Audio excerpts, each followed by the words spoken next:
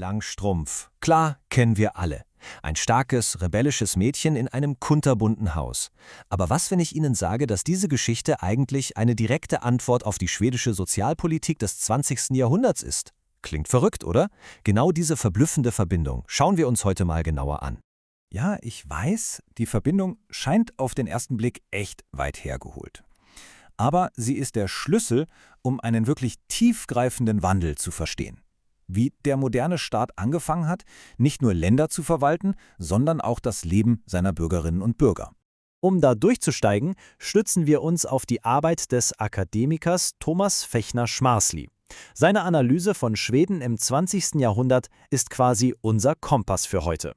Seine Arbeit liefert uns den entscheidenden Einblick.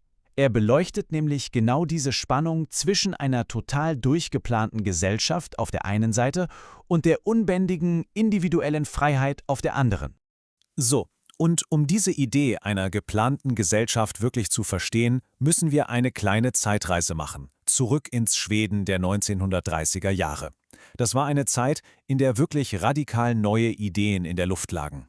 Das war wirklich eine Ära, die von einer unglaublich mächtigen Idee geprägt war, dem sogenannten Social Engineering. Das Ziel war also nichts Geringeres, als eine komplett neue, moderne und rationale Gesellschaft aufzubauen. Und ein absolutes Kernstück dieses großen Plans war das Wohnen. Und dieses Zitat hier, das bringt es wirklich auf den Punkt. Man hat es ganz offen gesagt. Architektur war nicht nur dazu da, um darin zu wohnen. Nein, sie war ein Werkzeug, um die Menschen zu formen, um ihre Gewohnheiten in eine, Zitat, sozial erwünschte Richtung zu lenken. Aber wie sah das dann in der Praxis aus? Wie muss man sich diese neue Architektur, diesen Funkis, also den Funktionalismus, konkret vorstellen? Die Bewegung hat also radikal mit der Vergangenheit gebrochen. Weg mit dem ganzen alten Kram, den Ornamenten, den traditionellen Stilen. Stattdessen ein klarer, praktischer, egalitärer Stil. Alles sollte auf Hygiene, Effizienz und Gleichheit ausgerichtet sein, gedacht für einen neuen Menschen in einer ganz neuen Zeit. Man hatte also wirklich diese Vision eines von A bis Z durchgeplanten Lebens.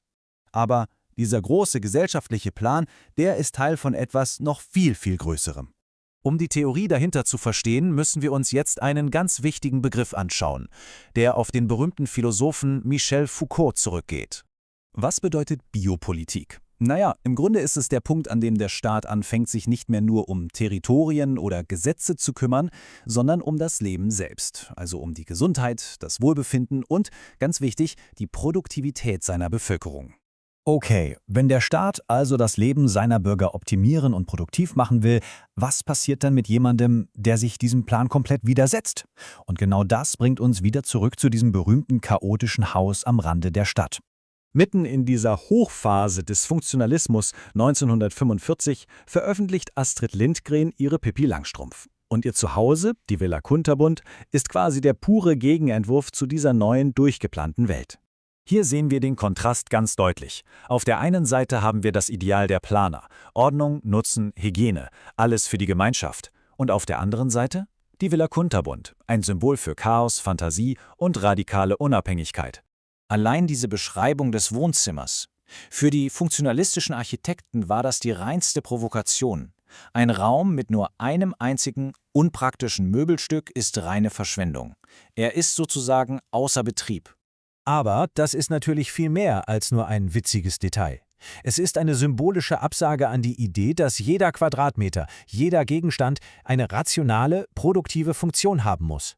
Und Pippi selbst ist die lebende Verkörperung dieser Ablehnung. Sie ist die bewusste Störenfriedin in dieser perfekt geordneten Welt.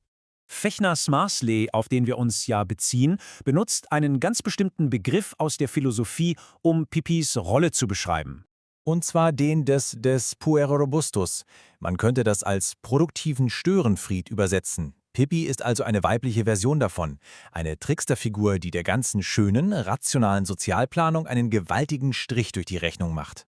Sie steht für das Unzähmbare, das Unabhängige, all das, was sich eben nicht planen, kontrollieren oder erfassen lässt. Und genau hier liegt der Kern der ganzen Sache, die Spannung zwischen der Vision des Staates und Pippis radikaler Freiheit. Diese Geschichte von dem Mädchen in einem chaotischen Haus zwingt uns also, eine ganz grundlegende Frage zu stellen. Eine Frage, die heute vielleicht sogar noch relevanter ist als in den 1940er Jahren.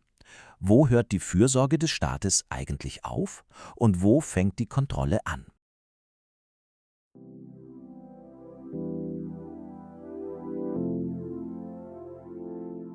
Danke fürs Zuschauen. Wenn dir der Beitrag gefallen hat, abonniere den Kanal und gib ein Like. Das kostet nichts, hilft aber anderen, diese Inhalte zu finden. Bis zum nächsten Video.